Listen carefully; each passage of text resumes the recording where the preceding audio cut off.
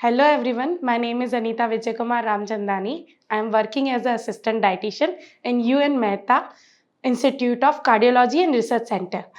Today's topic is water soluble vitamins, roles, responsibility and sources. अभी हम लोग बात करने वाले हैं विटामिन्स के बारे में. ऑलरेडी हमने बात करके रखी है फैट सॉल्युबल विटामिन्स काफ़ी सारे होते हैं जैसे कि विटामिन ए, डी, ई, के.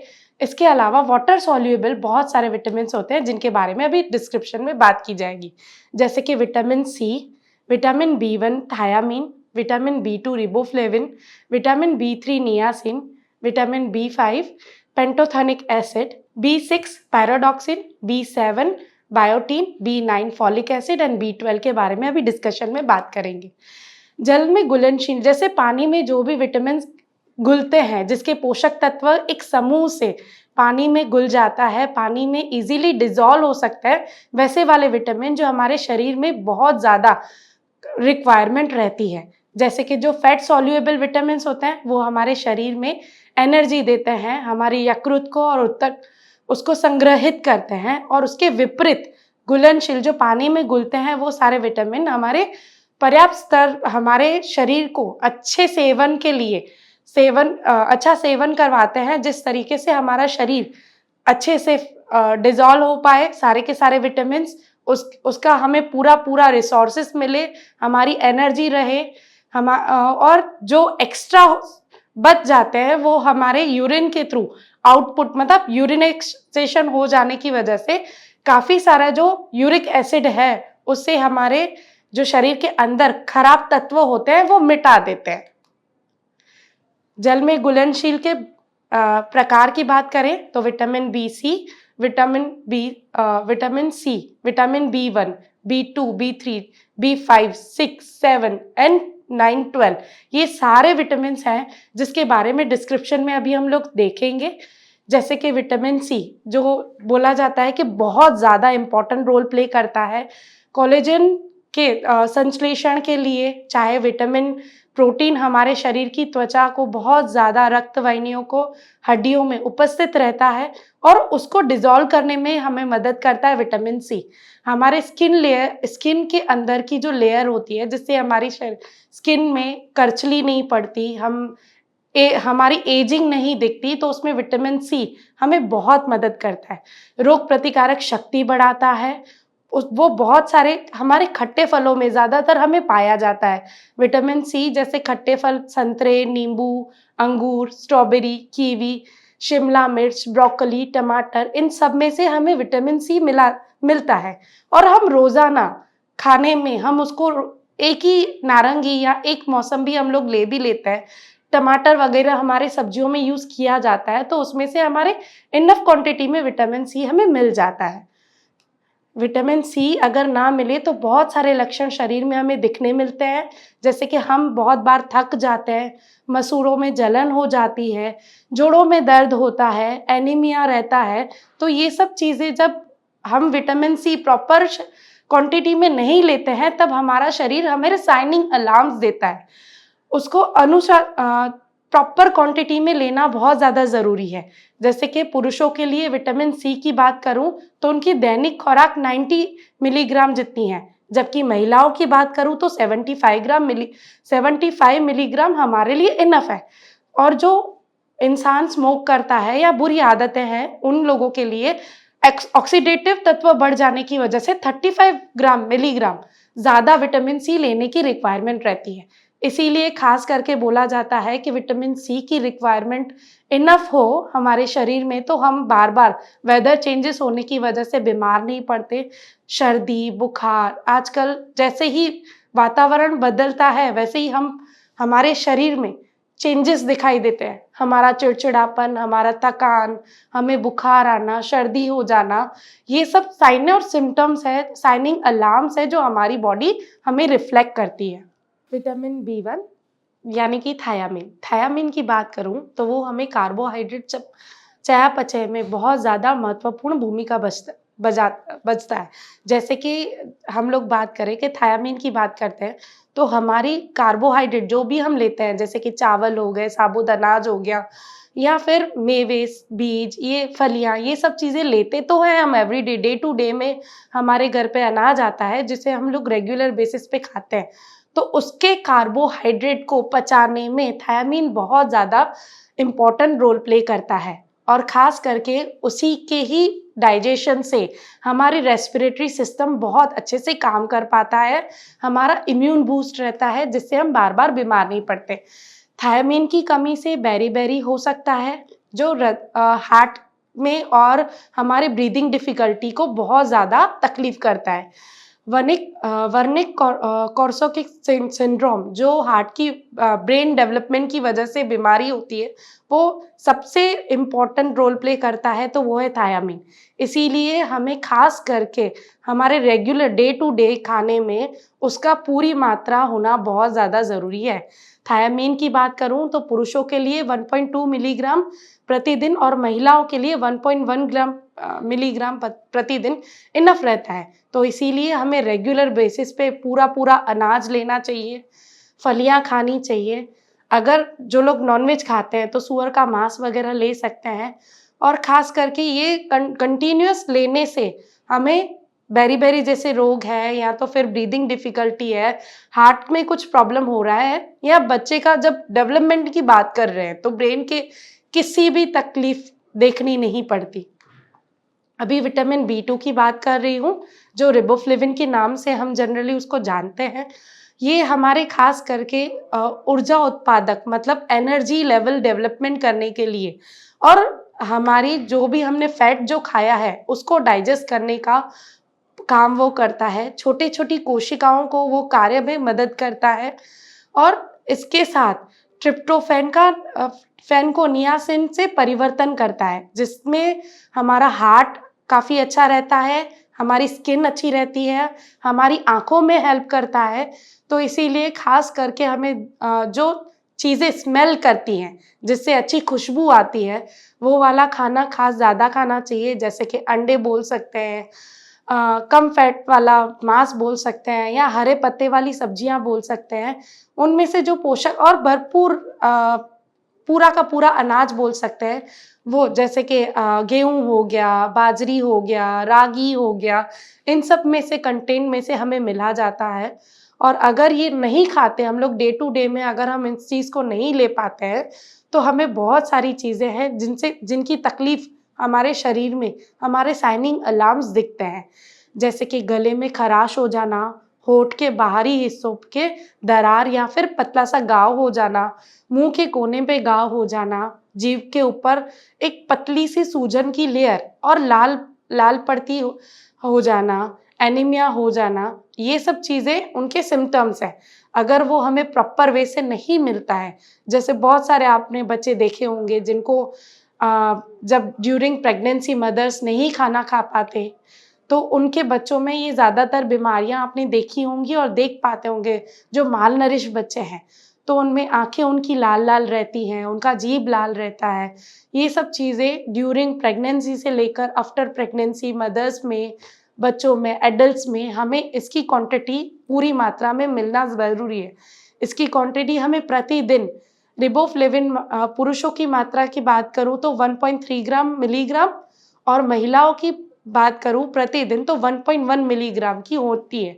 इन सब चीज़ों को हमारे डे टू डे रूटीन में, जैसे गुजरात की बात करूँ तो हमारा स्टेपल फूड है गेहूँ, हम रोटी ज़्यादातर प्रेफ़र करते हैं। अगर साउथ की बात करूँ तो वहाँ पे चावल ज़्यादातर प्रेफ़र की जाती है, पर राजस्थान वगैरह की बात करूँ तो वहाँ पे नचनी, पुणे, बेंगलुरु साइड नचनी ज़्यादा खाते हैं। वहाँ पे क्वांटिटी गेहूँ से ज़्यादा अलग अनाज की साबुत अनाज की ज़्यादा उपयोग की जाती है।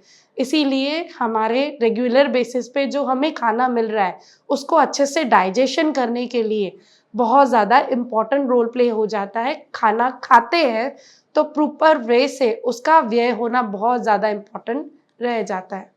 बी3 यानी नियासिन की बात की जा रही है। नियासिन ये हमारे बहुत ज़्यादा बी3 जो हमारे शरीर में पानी में घुलने वाला विटामिन है, जो कार्बोदित मतलब कार्बोहाइड्रेट, फैट और प्रोटीन के लिए एनर्जी का काम करता है, एनर्जी देने में मदद करता है। साथ ही साथ वो हमारे अपनी त्वचा को स्वस्थ रखने में, पाचन तंत्र के कार्य में और ब्रीदिंग में हमारी हेल्प करता है। इसीलिए विटामिन बी3 हमारे डे टू डे में आना रिक्वायरमेंट हो जाता है।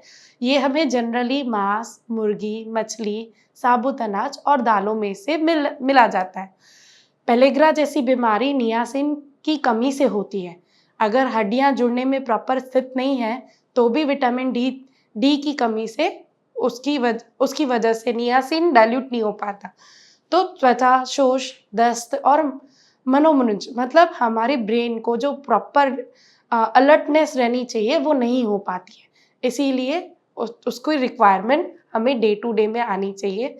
साबुत अनाज तो हम खा ही रहे हैं, साथ साथ में दालें भी अगर रेगुलर बेसिस में ली जाती हैं या नॉन-वेज जो खाते हैं, उनके लिए इनफ क्वांटिटी में मिलना नॉर्मल है। तो उसकी मात्रा की बात करूँ तो पुरुषों के लिए नियासिन की मात्रा 16 मिलीग्राम प्रतिदिन है और जबकि महिलाओं की 14 मिलीग्राम प्रतिदिन नियासिन को रिक्वायरमेंट रहती है। अभी विटामिन बी5 की बात कर रहे हैं, pantothenic acid. Pantothenic acid coenzyme है जो हमारे शरीर के अंदर के जितने भी संश्लेषण हैं उसमें शामिल किया जाता है। हमारे फैट को अच्छे से डाइजेस्ट करता है, साथ ही हमारे हार्मोन और कोलेस्ट्रॉल के भी उत्पादक में सहायक करता है। बहुत बार हम लोग देखे जाते हैं कि हार्ट की बात करूं तो खराब कोलेस्ट्रॉल रहता है, जिसकी वजह से हमारे हार्ट में कहीं ना कहीं ब्लॉकेज आ जाते हैं और ऐसे ही ब्लॉकेज शरीर में कई सारी जगहों पे देखे जाते हैं। बहुत बार हमारे किसी छोटी सी नर्व में भी अगर ब्लॉकेज आ जाए तो हमारी नसें काम करना बंद कर देती है। इसीलिए विटामिन बी5 का रेगुलर बेसिस होना रिक्वायरमेंट है। विटामिन बी5 कहाँ से हमें मिलता है? तो चिकन, गौमांस, आलू, जई और टमाटर। जनरली हमारे घर में जो वेजिटेरियंस हैं उनके घर में टमाटर और आलू की बात करें तो रेगुलर बेसिस पे होता ही है। साथ में जो नॉनवेज खाते हैं वो weekly once and twice chicken, mutton खाया जाता ही है। पेंटोथेनिक एसिड जब अगर ये नहीं मिलता तो हम बहुत ज़्यादा वीक मतलब हमारा शरीर बहुत दुबला-पतला हो जाता है। हमें हर चीज़ में थकान, चिड़चिड़ापन, पाचन से संबंधित समस्याओं का लक्षण दिखाया जाता है। जैसे कॉन्स्टिपेशन हो, डायरिया हो, वॉमिटिंग हो, हमारा खाना जो भी हमने खाया है वो अच्छे से डाइजेस्ट नहीं हो पाता। इसीलिए पेंटोथेनिक एसिड हमारे रेगुलर बेसिस पे लेना रिक्वायर है। उसका अगर बात करूँ रेगुलर बेसिस पर्याप्त सेवन कितना है, तो महिला और पुरुष दोनों के लिए 5 मिलीग्राम अगर हमें मिल जाता है पेंटोथेनिक एसिड तो बहुत हो जाता है। Vitamin B six amino acid है जो चयापचय में, न्यूरोट्रांसमिट में, संश्लेषण में और हीमोग्लोबिन उत्पादक में आवश्यक है। जैसे विटामिन बी6 है तो हमारे खाना जो हमने खाया है उसको डाइजेशन में, जो हमारे ब्रेन के न्यूरॉन्स हैं उनमें खास करके हीमोग्लोबिन हो गया तो उसको बनाने में हमें मदद करता है। इसी के साथ-साथ हमारी प्रतिरक्षा प्रणाली मतलब न्यूरॉन्स को इतना एक्टिव रखता है कि अगर कोई नेगेटिव चीज़ है जो इफ़ेक्ट की जा रही है तो हमारा ब्रेन उसको तुरंत क्लिक करता है और समझ पाता है। वो हमें कहाँ से जनरली मिलता है? तो मुर्गी, मछली, आलू, चना, केला ये सारे पोषक तत्वों से हमें भरपूर और पूरा का पूरा अनाज इन सब में से विटामिन बी6 हमें मिलता है। अगर विटामिन बी6 पूरी मात्रा में नहीं मिल पाता तो हमारे शरीर में काफ़ी सारी कमियां हैं जो दिखाई दी जाती हैं। उसके लक्षण हैं एनीमिया, भ्रम मतलब किसी चीज़ को हमने नहीं देखा है फिर भी उस चीज़ का हमें विजुअलाइजेशन होना, अस्वाद मतलब जो भी मैंने नहीं खाया मतलब खाना खाया है उसका डाइजेशन और उसका स्वाद मुझे नहीं आ पाना, चिड़चिड़ापन होना, ये सब चीज़ें हमें विटामिन बी6 की कमी से महसूस होती हैं। तो इसका रेगुलर डे टू डे में इसको कितना लेना चाहिए? तो प्रतिदिन हम इसको 1.3 मिलीग्राम जितना लेना चाहिए, जबकि हम गर्भवती महिला या स्तनपान कराने वाली महिलाओं की बात करें तो उनकी मात्रा अधिक 1.5 गुनी हो जाती है। विटामिन बी7 बायोटीन एक महत्वपूर्ण कार्य करता है सबसे पहले तो यह कार्बोहाइड्रेट है जो फैट प्रोटीन के पाचन में बहुत फायदेमंद है। साथ ही साथ हमारे बाल तत्वों और त्वचा और नाखूनों में भी सहायक है। आजकल हम लोग बहुत सारे एड्स देखते हैं जिसमें बायोटीन बायोटीन बायोटीन का नाम लिया जाता है। Biotin hair follicles, biotin nails follicles. तो ये सब क्या है? बायोटीन एक तत्व है, एक विटामिन है जो हमारे खाने से हमें मिलता है। पर आजकल रेगुलर बेसिस पे हेयर फॉल इतने ज़्यादा हो गए हैं या हमारा प्रॉपर वे से न्यूट्रिशन डाइजेस्ट नहीं हो पाता, खाना डाइजेस्ट नहीं हो पाता, उसका न्यूट्रिशन नहीं मिल पाता, तो हेयर फॉल होना, हमारी स्किन डल दिखना और साथ में गड्ढे दिखना, हमारे नेल्स में प्रॉब्लम्स कुछ ना कुछ रहती है। इसकी वजह से बायोटीन रेगुलर बेसिस पर जब हम खा लेते हैं तो हमें ये एक्स्ट्रा केमिकल्स वाला शैम्पू हो गया या चाहे कोई भी एक्स्ट्रा केमिकल वाली नीड हो गई, लेने की ज़रूरत नहीं पड़ती। तो विटामिन B7 बायोटीन कहाँ से मिलता है?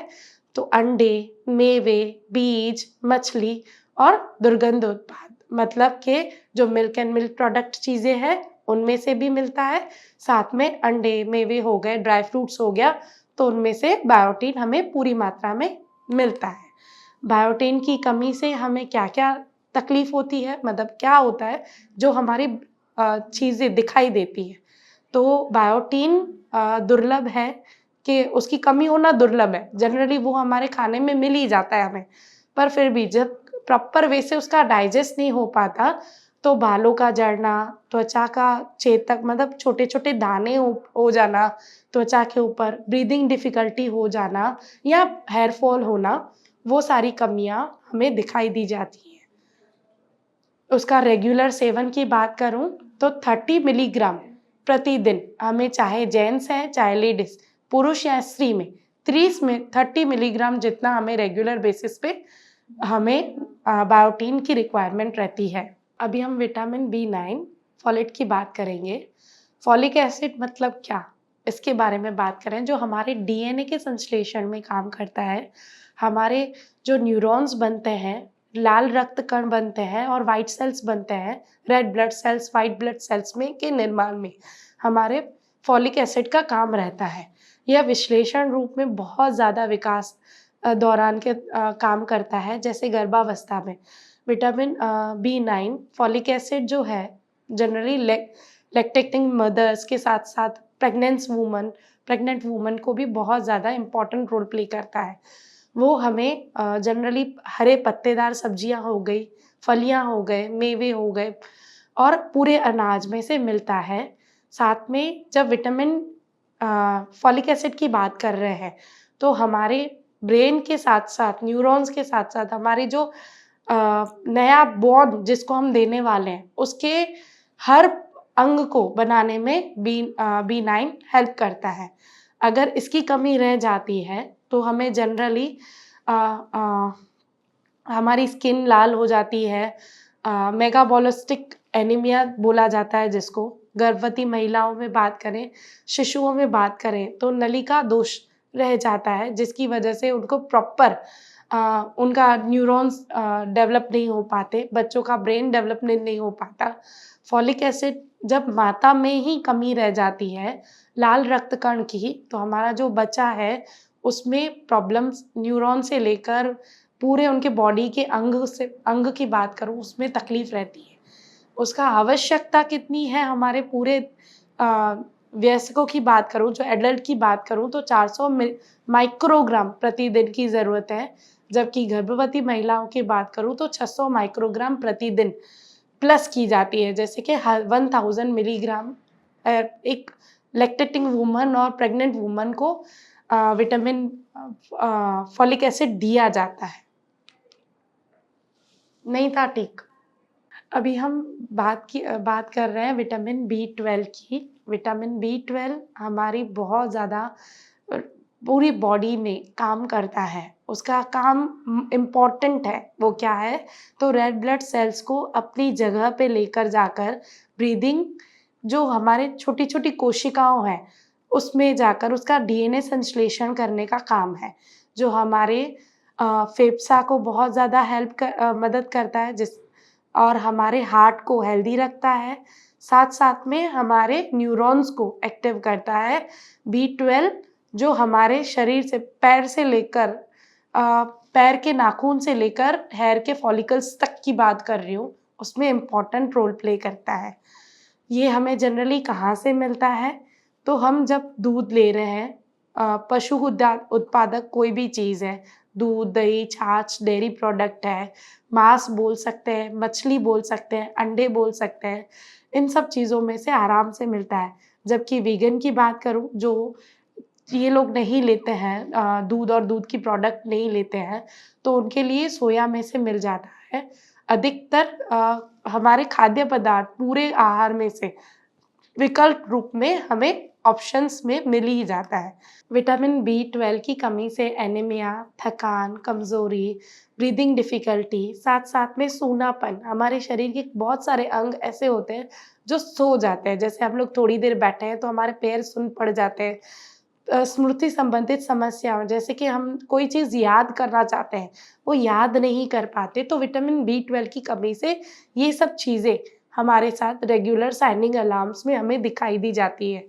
उसके लिए प्रतिदिन हमें सिर्फ लेना है 2.4 माइक्रोग्राम B12, तो जो हमारे खाने में से हमें ईज़िली मिल जाता है।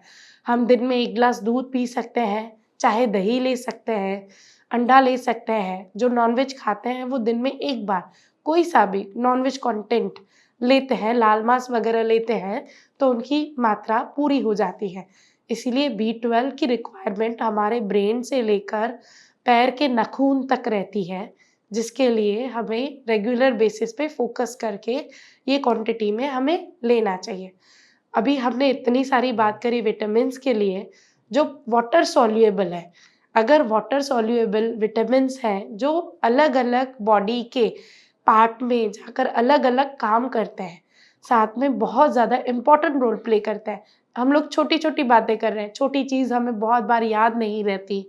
कुछ-कुछ चीज़ें हैं जो हम भूल जाते हैं, तो वो क्यों है? क्योंकि बहुत सारी चीज़ें हम लोग खाते हैं, हमने दही लिया, हमने खाना खाया, पर हमने विटामिन सी नहीं लिया, आयरन सप्लीमेंट्स लिए पर विटामिन सी के साथ नहीं लिए, तो उसका डाइजेशन प्रॉपर वे से नहीं होता, जिसकी वजह से हमें जो चीज़ हम लोग कंटेंट ले भी रहे हैं, अगर प्रॉपर डाइजेस्ट नहीं होता, तो उसकी मात्रा हमें पूरे शरीर में नहीं मिलती है।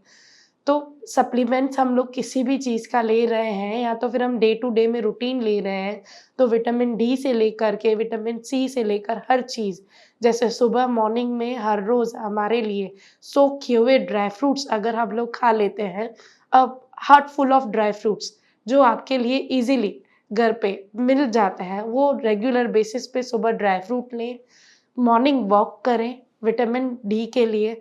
सुबह 6 से 7 में आधा पौना घंटा एक वॉक हमारी एनर्जी को एंथुसियास करती है, साथ में हमारे ब्रेन के रीसेल मतलब एक रीजेनरेट करती है, जो हमारे बहुत हैप्पी हार्मोन्स को एक्टिव करती है, जो हमारा दिन बहुत अच्छे से शुरुआत करती है, उसके लिए रिक्वायरमेंट रहता है। जितना हो सके हमारे ये विटामिन्स की बात करें तो मिलीग्राम और माइक्रोग्राम में हमारे डे टू डे रूटीन में मिल जाते हैं, पर नहीं मिलने से हमें बहुत सारी गंभीर बीमारियाँ होती हैं।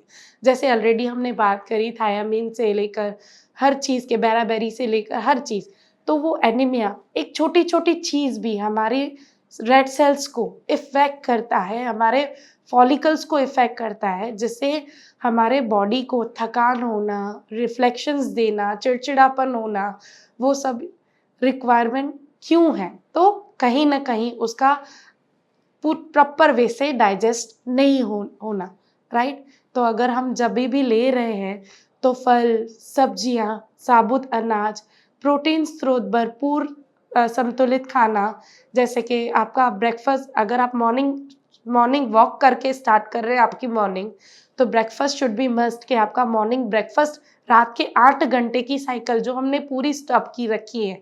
सुबह ब्रेकफ़ास्ट बहुत बार हमारा स्किप हो जाता है, वर्क प्रोफ़ाइल की वजह से या डे टू डे रूटीन में हम लोग बहुत बार नहीं लेते। पर जब रात के 8 घंटे आपने जिस स्टमक को आपने ब्रेक दी है, आपकी एनर्जी की रिक्वायरमेंट मॉर्निंग में ज़्यादा है, उस टाइम पे आपका breakfast should be heavy, rich of protein, जिससे कि ब्रेन को डेवलपमेंट में बहुत ज़्यादा एक्टिव होने में हेल्प करता है। तो हम चाहे ओट्स लें, चाहे मूसली लें, चाहे हम लोग ब्रेकफास्ट में अंडा लें, पर ब्रेकफास्ट कंपल्सरी लें। अपना लंच दही के साथ, साथ-साथ में पूरा खाना दाल, चावल, सब्जी, रोटी, साबुत अनाज जो भी हम खाते हैं, उसके साथ दही का कंटेंट लेते हैं, तो हमारी ये मिली और माइक्रोग्राम की कमियाँ पूरी हो जाती है। रात का खाना जितना हो सके हल्का होना चाहिए, क्योंकि आपकी बॉडी अभी आप रेस्टिंग पोज़ीशन पे जाने वाले हैं, उसके लिए एक्टिव रहने के लिए हमारी ब्रेन को ज़्यादा एक्स्ट्रा काम ना करना पड़े, तो हैवी खाना अवॉइड करना चाहिए। रात का हैवी खाना हमारी रात को डिस्टर्ब करता है, हमारी नींद को डिस्टर्ब करता है, जैसे हमारे ब्रेन को ज़्यादा हेल्प नहीं हो पाती, उसको रेस्टिंग पोज़ीशन में समझना, उसका रेस्ट हो पाना नहीं हो पाता, जिसकी वजह से नेक्स्ट डे मॉर्निंग हम लोग थके-थके, अनईज़ीनेस, हमारे हार्मोन्स डिस्टर्बेंस ज़्यादातर के लेडीज़ में देखा जाता है, चिड़चिड़ापन, चाहे हम बात कर लें मेंस्ट्रुअल सर्कल प्रॉपर नहीं हो पाती, तो वो क्यों है? कहीं न कहीं हमारे हार्मोन्स डिस्टर्ब हो रहे हैं। तो नींद प्रॉपर लें, रात के 8 घंटे कंपल्सरी नींद होनी चाहिए। सोने से पहले 1 ग्लास पानी, उठने के बाद तुरंत 1 ग्लास पानी एंड देन हार्ट हेल्दी, आपका एक मुट्ठी जितना सोक किया हुआ dry fruit. Thank you so much. Really thank you.